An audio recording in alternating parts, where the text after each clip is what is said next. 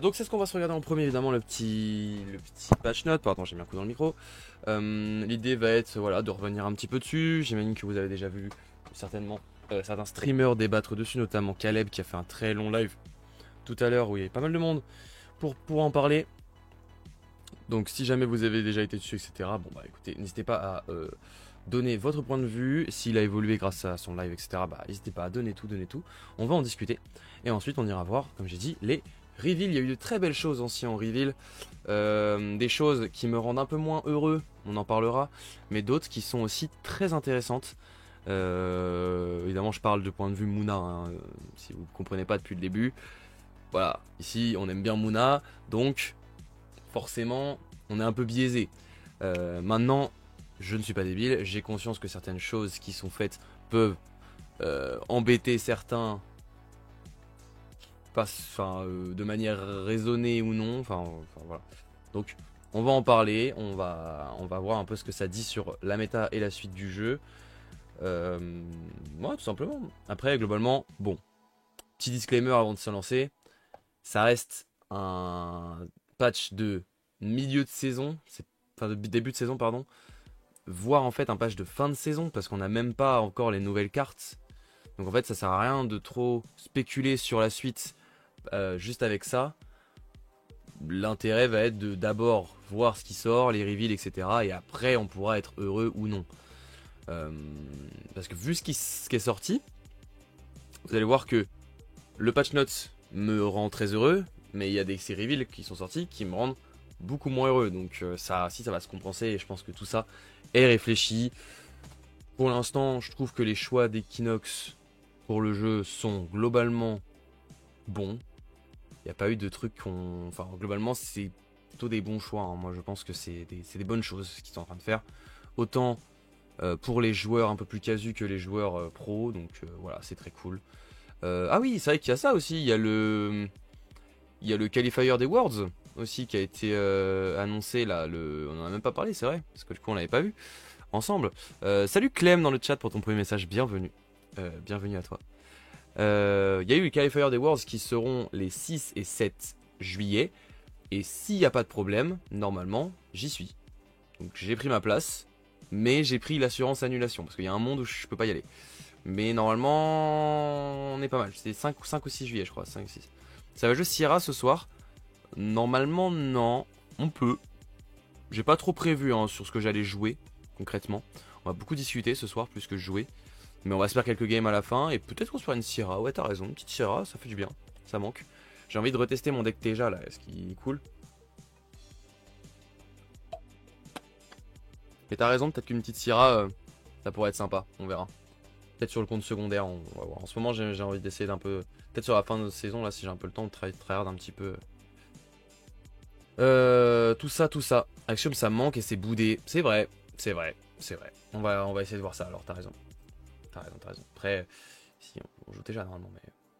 on va voir. Mais j'aime bien en plus, j'aime bien. Au final, ils ont nerf hors 10 principalement. Bah. Presque.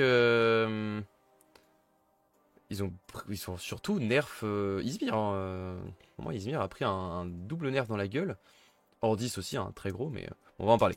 En fait, à la limite, un nerf de la baba hein, qui pioche pour 3, mais un ban, parce que du coup, c'est qui tu pioches comment quand même. Après, voilà, là pour l'instant, elle est suspendue. Elle va revenir sous une autre forme. Peut-être qu'ils veulent prendre le temps. euh, Ils veulent prendre le temps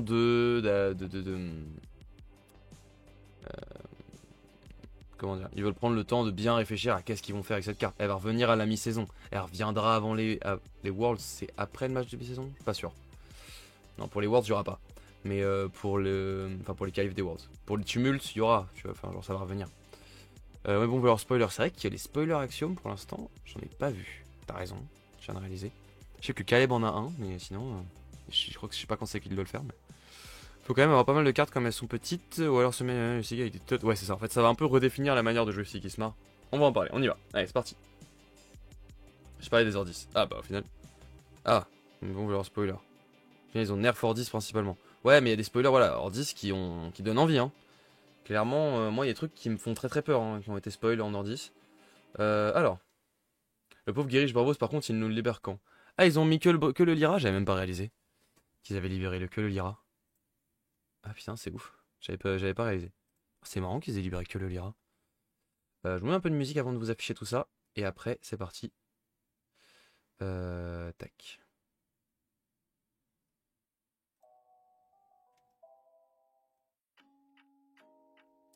Je sais pas si vous entendez, mais je pense que c'est pas mal.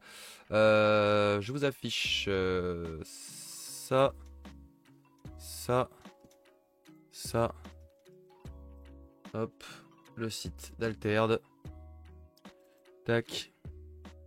Ma toute première unique du jeu, pour te dire, ça me ronge un peu. Ah putain, oui, j'avoue, ça fait chier. Bah après, moi aussi, j'en avais chopé une Lyra, moi, du coup, maintenant je peux la jouer. Je crois qu'elle est nulle. Donc, bon. Je crois qu'elle est pas prête de sortir. Alors, du coup, le site s'est mis en mode murmure du labyrinthe, évidemment. Ça fait bien plaisir. C'est très joli. Mais ce qui nous intéresse, ça va être ici. Vous l'avez vu aussi ici, hein, je sais pas si vous avez regardé cet article. Je n'ai pas été contacté. Je pense qu'il n'y aura pas d'autres pour reveal une carte, malheureusement. Encore une fois, malheureusement, je n'ai pas eu cette chance. Peut-être un jour. Et c'est pas grave. Étant donné que... Bon, bah écoute, c'est pas grave. Tac, page de mi-saison. Alors. Est-ce qu'on y va en mode lecture comme si on faisait genre qu'on n'avait pas vu, ou est-ce qu'on passe rapidement sur... Non, on va aller rapidement aux essentiels. Déjà, la toute première chose qui a été dit, bon déjà ils ont l'air assez contents de ce qu'ils ont fait. À part ça, sur Axiom qui est pas compète. Bon bref. Bon. On verra sur les prochains sets quoi. Sur le prochain set on verra si ça a un intérêt. Sur les errata qu'ils ont déjà fait. Donc, première chose très importante, très importante, c'est cette nouvelle règle. Le check victory. Avant. Donc, ça change complètement la manière dont se fait la victoire dans Altered. C'est-à-dire qu'avant, à partir du moment où un joueur rejoignait ces deux expéditions, ça terminait la partie instantanément. Maintenant, c'est plus le cas. Maintenant, la vérification de la victoire se fera après la nuit. Donc, il n'y a plus aucune victoire immédiate, exactement. La seule victoire qui peut se faire un peu prématurément, c'est le festival, qui se fait toujours au crépuscule, le festival. Les autres, c'est à la fin de la journée. Donc notamment aussi, le grand projet, aussi qui en prend une grande dans la gueule. Et évidemment, le petit pavon géant, qui du coup se fait casser la gueule, qui n'a plus aucun intérêt. Et c'est tant mieux. Ou à la fin, si, son intérêt c'est de forcer une égalité. Forcer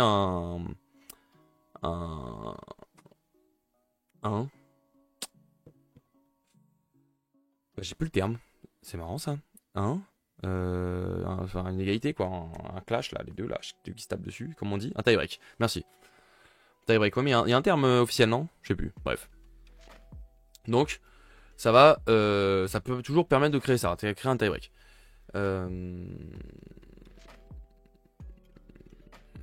Oui, mais j'ai l'impression qu'il y a un terme.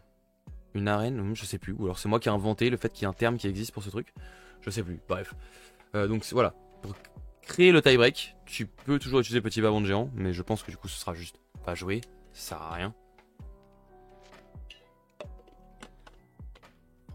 Et tant mieux. C'était une carte beaucoup trop frustrante qui n'avait pas grand intérêt. Enfin, je trouve. En fait, en plus, souvent, tu pouvais gagner 100. Donc, c'était juste purement no play. Enfin, genre, c'était pas très intéressant. Alors que bah, souvent, le dernier tour à Altered est très intéressant, très sympa. Donc, c'est un peu dommage. Moi, je trouvais que ça gâchait beaucoup de parties. Le petit pavot de géant. Autrement, le fait que c'était fort et que ça permettait de gagner les trucs, ça gâchait tout le ressenti et le plaisir de jouer sur cette partie là où tu perds face à un petit pavon de géant. C'est vraiment pas très agréable. Tu peux aussi te prendre double petit pas, ça m'est déjà arrivé. Et là t'as l'impression de juste de pas pouvoir jouer quoi. Genre t'as pris du retard, bah ouais, du coup le mec petit pas, terminé. C'est aussi quelque chose qui pouvait arriver. Maintenant c'est terminé, maintenant c'est à la fin de la journée qu'on regarde où en sont les deux joueurs. Si les deux joueurs en sont au même stade et qu'ils sont tous les deux rattrapés, alors tie break. Sinon, c'est effectivement à la fin de la journée qu'on a un gagnant. Donc en gros, le petit pas va créer des tie-breaks, mais va pas pouvoir permettre de gagner, normalement. Sauf si vraiment t'es en retard. Donc en soi, si t'as toujours beaucoup d'avance aussi, le tie-break, enfin le petit pas peut être intéressant. Ça reste une possibilité. Bon après, c'est quand même très complexe et beaucoup moins fort qu'avant, ça c'est sûr. Mais ça va clairement retirer une partie très frustrante du jeu. Le grand projet me dérangeait moins dans cette idée-là, mais c'était un peu pareil en vrai. Hein. C'était tu prenais de l'avance au début, tu posais ton grand projet, si le mec a pas de quoi gérer, il a perdu, et s'il le gère, il a perdu aussi, parce que il perd tout son setup. Enfin moi en tout cas quand je jouais Moona, c'était un peu ça. Hein. Si le mec arrivait à jouer son grand projet sans que je puisse rien faire grand chose, bah globalement j'avais perdu. Parce que ça me coûtait trop de le désetuper. Et du coup ça me bloquait complètement mon tour. Donc souvent ça me faisait perdre tout ce que j'avais sur le board. On revenait à zéro et ça le mettait trop bien. Donc mon projet était vraiment une excellente carte contre Moona. Elle ne sera plus jouée, je pense. Je vois pas pourquoi on la jouerait toujours. Donc, très content, encore une fois. De toute façon, vous allez voir que ce patch, c'est un patch pour Moona. Genre, ça aurait été le patch de mi-saison. Moona aurait explosé la méta, c'est sûr. Je pense, hein, je pense. En tout cas, c'est peut-être pas sûr, mais en tout cas, on aurait eu un triptyque beaucoup plus imposé que ce qu'on a. Et ça aurait permis aussi à des Fen et trucs comme ça de remonter un peu plus. Ça aurait fait une méta un peu plus équilibrée. Hein. Même si je pense que là, le coup de massue est assez sévère quand même. Première carte qui a été suspendue. Une carte qui était littéralement en x3 dans tous les decks. Ce sont les deux cartes qui ont été suspendues, c'est ça. Baba Yaga, rare, donc en hors 10. 3-2-2, piocher une carte. Voilà, bon, ça c'est la carte. Si tu l'avais au T1 en hors 10, t'étais le mec le plus heureux du monde. Et ça te changeait complètement in-game. On peut croire que c'est pas fou. Mais ça te changeait complètement in-game. Le fait de pouvoir choper en fait, quand tu joues ta Baba Yaga, t'étais quasiment assuré de prendre une XP. Forcément, au moins dans les deux côtés. Donc forcément faire au moins 1-0. Et en plus tu pioches une carte. Donc c'est à dire que ça te lance dans la game de manière assez sévère, enfin assez violente quoi. C'est vraiment très intéressant. Je l'aurais juste nerf genre 1-1-2, c'est ce qui va arriver. Elle va revenir. Et ce sera une 2-1, enfin je pense qu'ils vont mettre la commune. Une 2-1-2 là. Je crois que c'est une 2-1-2 la commune. Ils vont très certainement faire ça. Mais ils ont pris d'abord l'idée de la suspendre. Puis après de revenir dessus. De toute façon c'est ce qu'ils ont l'air de faire à chaque fois. Hein. Il n'y a pas eu d'errata juste clair et net. Pour l'instant dans Altered. Là pour l'instant ils ont suspendu. Puis remis avec l'errata. Ce qui est pas une mauvaise chose. Ça leur donne plus de temps pour réfléchir à une bonne manière de faire. Pourquoi pas. C'est pas... sont là... Enfin je sais pas. Mais je trouve que c'est une bonne manière correcte de faire au moins. Au moins ils prennent moins le risque de devoir errata plusieurs fois la même carte. Ce qui serait un peu cata. Errater plusieurs fois une carte c'est quand même compliqué. Donc Baba Yaga. Qui fait très mal hein, déjà. Qui avait... Déjà Ordis qui avait perdu Ozma. Là maintenant qui perd Baba. En termes de pioche, bah, à part les uniques, ça va être compliqué. Ça va être très compliqué. Donc ça va être complètement une manière différente de jouer hors 10 qui devrait ressortir, je pense. Et pourquoi pas en fait, ça va relancer un peu aussi tout ça. C'est bien.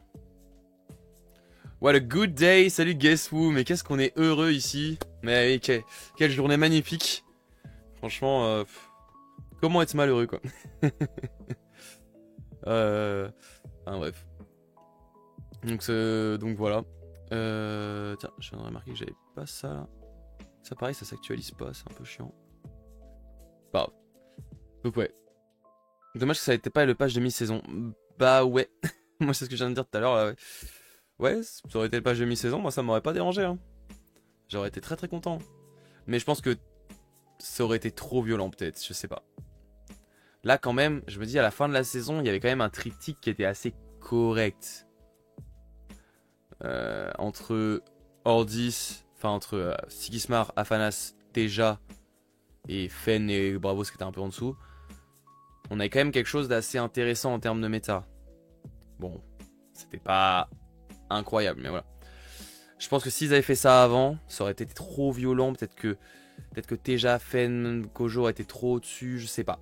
Je sais pas. Après, c'est aussi des decks qu'on n'aime pas trop affronter. Hein. Aussi, Afanas et Sigismar, c'est des decks de base que je trouve pas intéressants. Donc, j'aime pas trop les affronter. Même si moi, ça me dérangeait pas trop qu'il y ait beaucoup de Sigismar, je vais pas vous mentir. Il y a aussi beaucoup de Afanas. Il y avait beaucoup de gens qui jouaient Afanas, mais Afanas, bon, ça reste quand même pas hyper simple à jouer. Quand t'as pas tes trucs qui roulent tout seul. Quand t'es un peu dans la merde, Afanas, c'est pas simple à jouer. Donc c'est cool. Enfin, il y avait pas mal de gens aussi qui jouaient Afanas, mais qui jouaient pas très très bien Afanas. Donc bon, tu peux quand même te débrouiller, globalement. Winrate bien trop élevé avec Afanas. Un choix par défaut sans aucune hésitation. Synergie avec Afanas trop puissante pour le metagame actuel. Ça, c'est clair en fait. Ça n'a aucun sens. En fait, c'est pas normal qu'une carte puisse autant scale sur un perso. C'est n'importe quoi. C'est vraiment insane. Le combo main tendue danseur, c'est juste ahurissant comment c'est trop fort. Ça n'a pas de sens quoi. Je vais reprendre Mouna, je pense. Bah t'as bien raison. On n'accepte pas les anciens Ordis et Izmir dans nos rangs. Aïe. Ça c'est... Est-ce que c'est faux? Pas vraiment hein. Allez jouer autre chose là. Allez jouer des Axiom et les Bravos là. Laissez-nous tranquilles. Nous on était là depuis le début nous. Après si tu dis que tu reprends, bon c'est à dire que tu y étais avant. Donc bon, ça va. Plusieurs pour avoir une errata de cette carte, mais plutôt d'en choisir une aujourd'hui. Voilà, c'est ça en fait. Ils ont plusieurs pistes, plusieurs trucs intéressants pour errata la carte. Je suis assez d'accord avec eux que mieux vaut prendre du temps.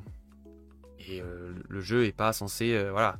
S'ils nous disent dans 2 saisons que les cartes du set 1 fonctionnent plus, bon, ils vont être super chiants. Mais ça arrivera pas. Ça arrivera pas du tout.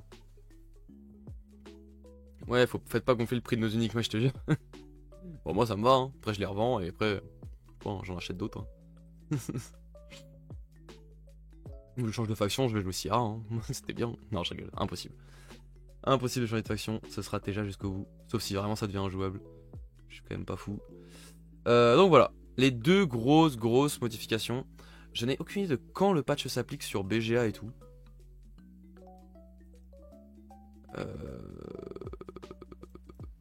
Je pense que c'est instantanément. Sur BGA, là, faudrait checker, mais je pense que c'est instantanément. Hello Choupiche pour ton premier message dans le chat, bienvenue à toi. Donc voilà, on a une main tendue et une Baba Yaga qui disparaissent. Je pense que Afanas restera fort. Le patch est sur BGA. Ok, cool, ça c'est bien à savoir. Je pense que Afanas restera fort. Il y a d'autres options que main tendue. Juste, ce sera moins craqué as fuck. Et ensuite, Baba Yaga. Ça, c'est quand même un sacré coup dans le pif de Sigismar. Ça va un peu demander à un peu changer la manière de voir Sigismar et de le jouer, je pense. Parce que c'est quand même très important le CA sur le Sigismar actuel. Là, il perd sa source principale, quoi. C'est un peu triste. Il va remettre Ozma, je pense. Moi, je suis pas trop sûr de ça. En fait, le fait de ravitailler, c'est quand même vraiment moins fort que le fait de piocher, mais peut-être. Peut-être. J'ai pas eu trop de retours des... Je sais pas si je t'ai dit bonjour Raoul d'ailleurs, j'ai vu ton message, mais je crois que j'ai oublié de te dire bonjour. Salut Raoul, j'espère que tu vas bien. J'ai fait ma première plus-value en unique sur Marketplace, acheté 20, revendu 60 GG, c'est cool ça. Moi, j'avoue que je ne suis absolument pas un rat du Marketplace. Je m'amuse pas du tout à regarder ce qu'il y a dessus, alors que je devrais, en vrai, c'est super intéressant. Quand je pense qu'hier, un mec, Izmir, me disait qu'il trouvait pas que le petit pas était trop fort. Bah, en fait, le petit pas était pas trop fort. C'était fort, et c'était surtout très frustrant. C'était pas très fort, il y a même des déclics qui ne le jouaient plus. Mais juste, c'est comme ils le disent là, c'est pas dans l'idée, dans la logique d'Alterd. Déjà, quand ils ont ban Robin, ils avaient cette logique-là, de dire il faut qu'il y ait de l'interactivité. Et Robin cassait l'interactivité. Là, pareil. Créant, voilà, le petit pas, ces cartes peuvent amener une victoire sans offrir à l'adversaire une véritable occasion de réagir, créant des schémas de jeu peu interactifs. En fait, s'il y avait dans le jeu un truc à la Yu-Gi-Oh! En mode effet rapide, ton petit pas bon de géant, je le tège, tu peux pas l'utiliser, ok, là la carte serait ok parce que tu pourrais la cancel et tout.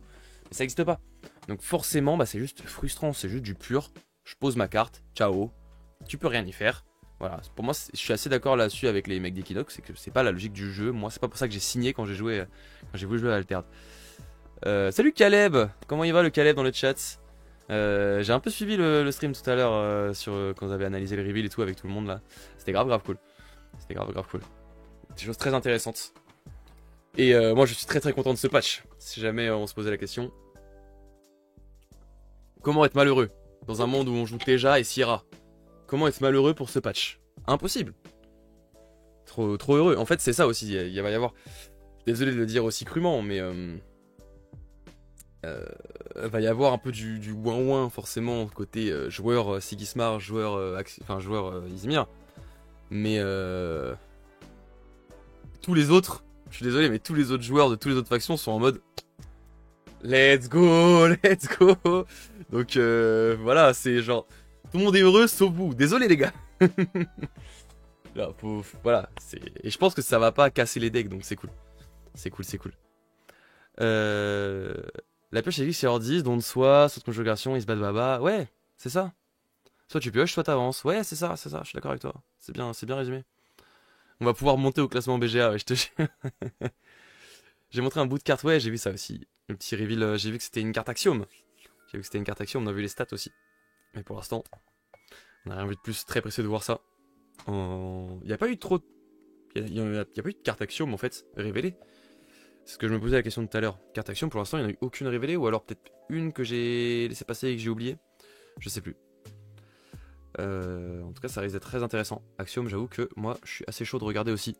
C'est un peu mes deux petites factions. Bah, en même temps, c'est deux factions de setup et moi, j'aime bien me setup. Et toi, Gabin, pas de reveal?